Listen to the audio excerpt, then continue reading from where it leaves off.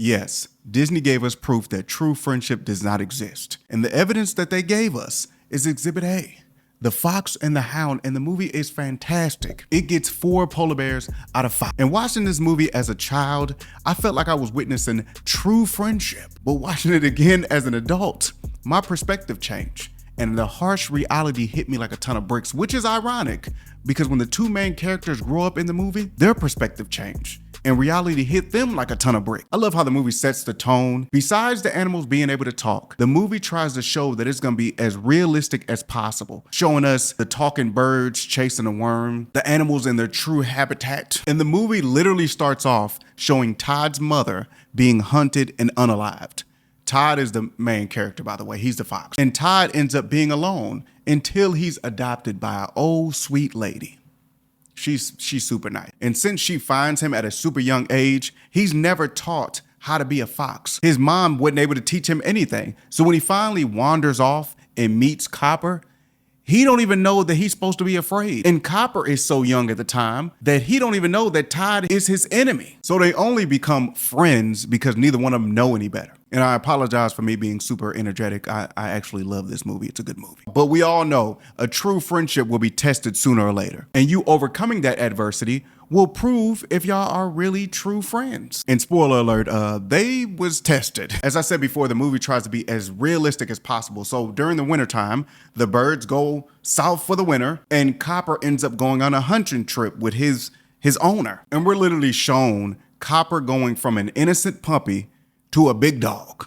And I love how the movie shows how they're raised differently. While Todd is getting loved and nurtured and able to roam free, Copper, on the other hand, is actually taught the harsh reality. He is a hunting dog. His owner is super tough on him. So naturally, Copper is more mature, if you want to say that. So when Copper finally gets home, obviously Todd wants to see his old friend, which is a bad idea. And Copper ends up telling Todd, look, all that friendly stuff, that's over with. We can't be friends anymore. And I'm still on the fence, okay? Because I don't know which side I'm on, because Todd, that's supposed to be his friend, so duh, he's gonna be happy to see him. But then Copper is the realistic side, so I don't know. Both of them right, both of them wrong. I don't know what to say. But things get real. Copper's older brother wakes up and sees Todd on their land. And since Todd was always able to roam free, this isn't the first time that Fox was on their land. Not only does the older dog not like Todd, the owner doesn't like Todd. Okay, the owner hates Todd. They literally only been sparing Todd because of the old lady.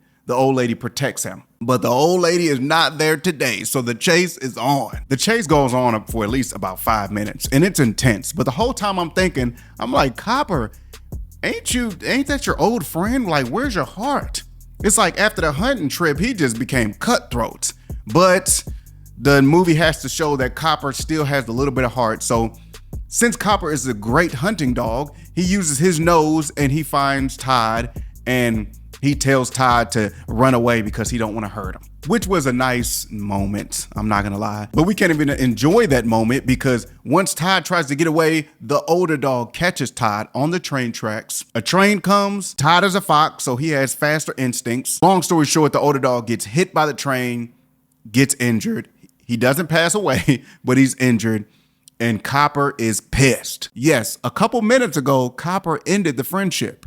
But now, not only are they not friends, now Copper wants revenge. It's heating up, ladies and gentlemen. But this is supposed to be a movie about good friendship. Okay. Once that scene is over with, the old lady finds out that Todd was getting chased that night. And she comes to her senses. She's like, I can't leave him locked up in this house.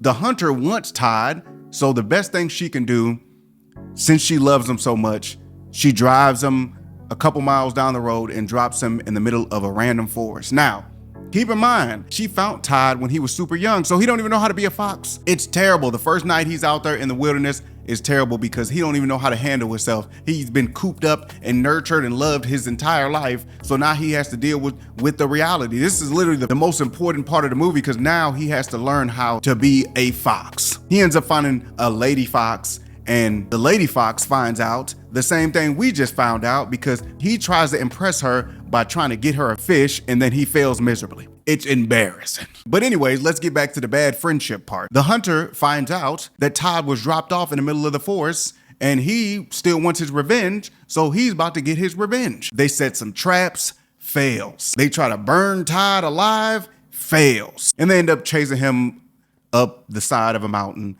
And I'm not gonna lie, this is my favorite part of the movie. It just, everything all comes together. It's fire. The scene, whoever drew this, fantastic. So Todd is fast, he's a fox, so they end up losing Todd. And Copper is a great hunting dog, so he tries to use his nose to follow the scent to find Todd. But instead of finding Todd, he finds a huge bear. Now, remember what I said earlier, the movie tries to be as realistic as possible. This is not realistic. This bear that Copper finds is the biggest bear I've ever seen in my life. This bear is bigger than a house. And the hunter and Copper didn't stand a chance. I'm talking about the bear is just throwing him around. The hunter ends up losing the gun. Copper is down and out. The bear is about to finish the job, right? The bear is about to finish Copper. But guess who comes and saves the day? Todd. Now we're gonna stop right there because I wanna ask you, if you was Todd, would you come back and save Copper? Would you? He literally tried to unalive you 2 times 2 minutes ago. If it was me, I understand where Todd coming from because as I said before, he was raised with love and nurturing. So he probably don't have an ounce of hate in his heart, especially for Copper. That was his best friend in his mind. So it makes sense, even though I don't like it a little bit because I'm leaning towards, I'm team Todd. But anyways, Todd distracts the bear, gets the bear's attention, runs up the mountain. The bear chases Todd for a good 2 minutes. He ends up connecting a punch, knocks out Todd. They end up on a branch, hanging on by a thread. The bear is so huge that when he tries to hit Todd, he breaks the branch and they both fall. Very cinematic, pure cinema. But what I don't understand is if the bear didn't survive, which the movie's kind of hinting at that, how did Todd survive? Who knows? It's a Disney movie. Let's continue. Todd ends up coming out of the waterfall, limping, injured, nearly defeated. And he's met by Copper and the hunter. The hunter is just pointing the gun at Todd and it looks like it's all over. But Copper ends up standing in front of the gun to protect Todd. Now, as a child, I thought I was witnessing true friendship.